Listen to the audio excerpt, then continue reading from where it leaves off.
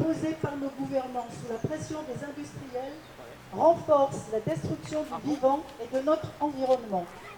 L'ensemble de ces technologies va augmenter le brouillard électromagnétique, générateur de problèmes de santé.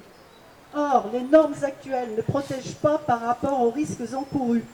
Les effets à long terme, notamment biologiques, n'ont pas été mesurés scientifiquement. Ces transformations irréversibles impacteront les générations futures. L'objet de notre journée aujourd'hui, c'est une mobilisation contre la 5G.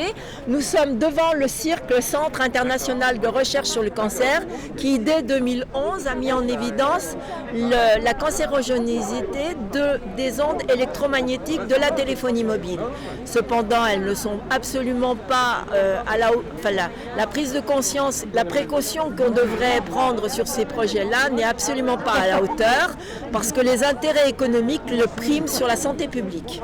C'est un centre international qui dépend de l'ONU, donc là sont discutées des études internationales en grand nombre pour pouvoir définir toute la cancérogénicité de différents produits dont les ondes électromagnétiques font partie.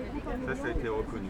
C'est reconnu depuis 2011, c'est-à-dire que ça fait bientôt 10 ans que c'est largement reconnu et on demande une révision de cette norme pour non pas le passer comme cancérigène probable, mais comme cancérigène avéré. Le gouvernement a donné l'autorisation de l'ouverture des fréquences dans ces jours qui viennent pour la 5G, alors qu'il y a des moratoires des maires. On a plus de 80 maires qui ont signé un moratoire, dont le maire de Lyon, dont le maire de Grenoble, dont le maire des grandes villes Bordeaux, Nantes, Strasbourg. Mais pour l'instant, rien n'y fait. Donc nous allons les soutenir et nous allons demander que la population soit enfin entendue, alors que jusqu'alors, on la néglige, on la méprise et la santé publique est au fond du trou. Merci.